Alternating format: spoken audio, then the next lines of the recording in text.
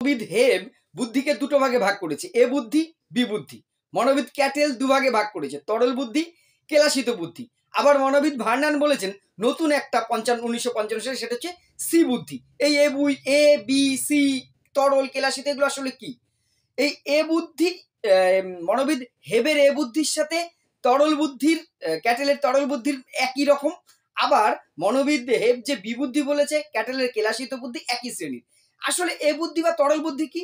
মনোবিদগণ বলেছেন যে মানুষের বুদ্ধি হচ্ছে কিছু একটা উপাদান আছে, এক ধরনের বুদ্ধি যেটা জন্মগত, জেনোটিপিক্যাল, অর্থাৎ জন্মগত ভাবেই আমরা পেয়ে থাকি, যেটা পূর্বপুরুষের কাছ থেকে বলছে কিছু মানসিক ক্ষমতা, কিছু গুণ মানুষ নিয়েই জন্মায়। সেটাই হচ্ছে তোমার এ বুদ্ধি বা তরল বুদ্ধি। ক্যাটেল বলেছে তরল বুদ্ধি, হেব বলেছে এ বুদ্ধি। আর বি বুদ্ধি কি? যেগুলো হচ্ছে প্রকাশমান, ফেনোটাইপ, অর্থাৎ মানুষের যুক্তি, তর্ক, যে আচরণগুলো দেখে আমরা বলি এই মানুষটি কিন্তু খুব বুদ্ধিমান, এই যে প্রকাশমান দিকটা, ফেনোটাইপ দিকগুলো, যে গুণগুলো দেখে একটা ব্যক্তির বুদ্ধি প্রকাশ পায়, অর্থাৎ এটা কিভাবে তৈরি বলছে, এটা পুরোটা জন্মগত না, পুরোটা অর্জিত তা নয়। তার জন্মগত, অর্জিত এবং পরিবেশ সমস্ত কিছু সংমিশ্রণে নতুন একটা বুদ্ধি বা মানসিক ক্ষমতা তার মধ্যে তৈরি হয় বা বিকশিত হয়। বুদ্ধির এই উপাদানটাকে, এই শ্রেণীটাকেই বলা হয়েছে, হেব বলেছেন বিবুদ্ধি, ক্যাটেল বলেছে কেলাসিত বুদ্ধি। রইল বাকি সি বুদ্ধি। সি বুদ্ধির প্রবক্তাকে মনোবিদ ভার্নান। ভার্নান বলেছেন যে এ বুদ্ধি এবং বি বুদ্ধি এর বাইরে আর একটা বুদ্ধি বা মানসিক ক্ষমতা রয়েছে।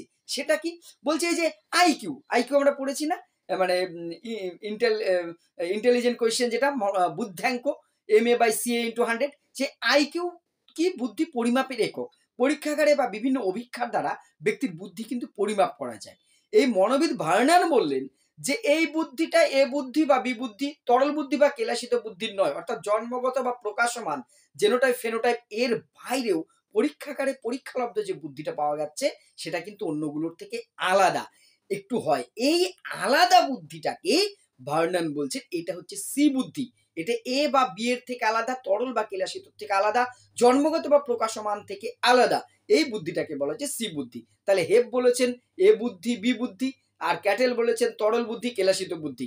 তাহলে হেবের এ বুদ্ধির সাথে ক্যাটেলের কোনটার মিল আছে? তরলের। হেবের বি বুদ্ধির সাথে কার মিল আছে? কেলাসিত বুদ্ধির। আর সি বুদ্ধির কথা কে বলেছে? মনোবিদ ভার্নান। কত সালে? 1955 সালে। ব্যক্তির উপর অভিজ্ঞা প্রয়োগ করে যে বুদ্ধি যা দেখা যায় সেটাকে কোন বুদ্ধির সামিল? সেটা হচ্ছে সি বুদ্ধির সামিল। আশা করি এটা ক্লিয়ার করতে পেরেছি। আমার চ্যানেলে এগুলো বিস্তারিত দেওয়া আছে, প্রয়োজনে দেখতে পারো। ধন্যবাদ।